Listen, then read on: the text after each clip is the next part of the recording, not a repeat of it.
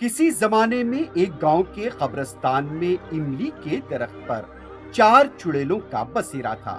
ان میں سے ایک جوان چڑیل تھی جو شادی ہونے سے پہلے ہی فوت ہو گئی تھی، اس لیے اس میں پھر سے انسان بننے کی خواہش تھی تاکہ وہ خوشحال شادی شدہ زندگی گزار سکے۔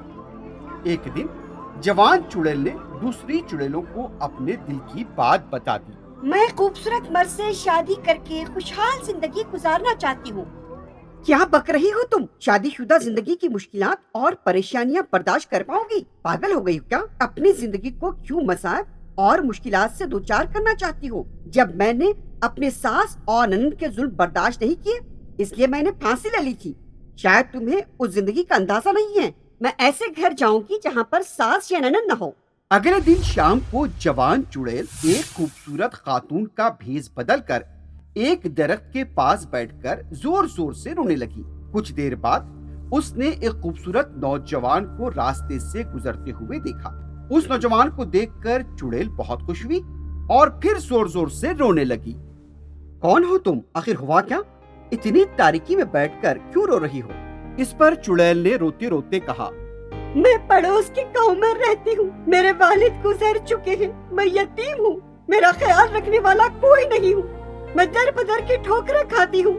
اس پر نوجوان نے کہا، تم کسی سے شادی کیوں نہیں کر لیتی؟ میں جہیز نہیں دے سکتی، کون مجھ سے شادی کرے گا؟ اگر تم راضی ہو تو میں تم سے شادی کر سکتا ہوں۔ تمہارے گھر والے کیا راضی ہو جائیں گے؟ میرا کوئی نہیں، میں تنہا رہتا ہوں، میرے پاس ایک بڑا سا گھر ہے۔ میں شادی کے لیے تیار ہوں۔ یہ کہہ کر چڑیل کھڑی ہو گئی۔ اس نوجوان کا گھر گاؤں کے باب الداخلے کے پاس ہی تھا۔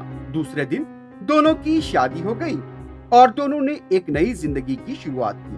جب ایک دن چڑیل کا شوہر گہری نیند میں تھا، وہ باہر نکلی اور املی کے درخت کے پاس پہنچ گئی۔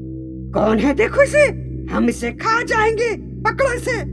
ساتھیوں کو غصے میں دیکھ کر چڑیل ہنسنے لگی اور پھر اپنے اصلی حالت میں آ گئی۔ ارے یہ تم ہو، میں نے تمہیں نہیں پہچانا۔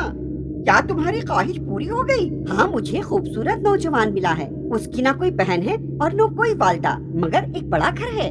یہ سن کر دوسری چڑیل نے کہا، اچھا، اس لیے تم خوش لگ رہی ہو۔ تمہارا شوہر کیسا ہے؟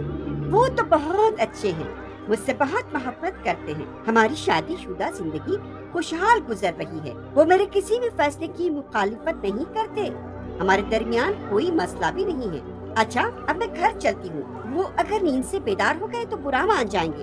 چلو، بہت بہت مبارک۔ پھر ہمیں دعوت کب دے رہی ہو؟ اپنے ساتھیوں سے ودا لیتے ہوئے جوان چڑیل نے کچھ سوچا اور پھر کہا، اچھا بابا، ضرور ضرور، کل آ جانا اور دعوت پہ ملاقات کریں گے۔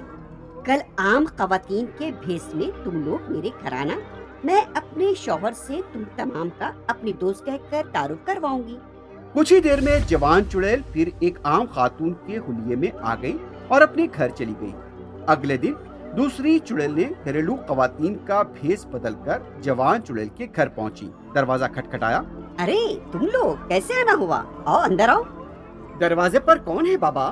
ان سے ملیے، یہ میری سہیلیاں ہیں، آج اچانک وہ ملنے آ گئیں۔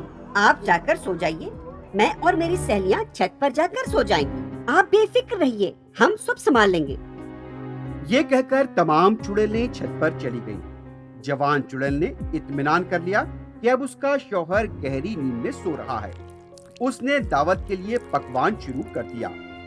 انسان کے حلیے میں ہمیں کافی بے چینی ہو رہی ہے۔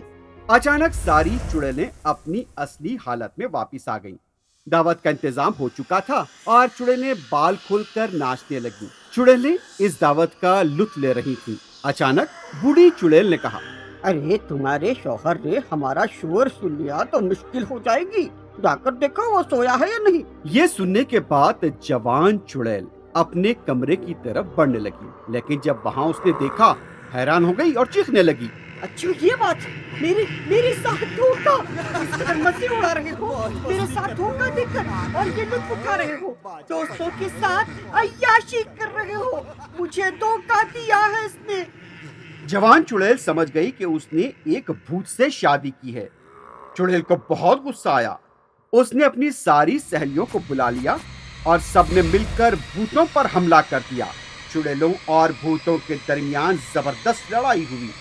नाखूनों से एक दूसरे को नोचा गया। इस वाक़े के बाद जवान चुड़ैल अपने साथियों के साथ चली गई और शादी को भूल गई। Hi kids! Hope you liked the video. Subscribe for more videos. Visit us in Facebook and Twitter. Thank you. Bye bye.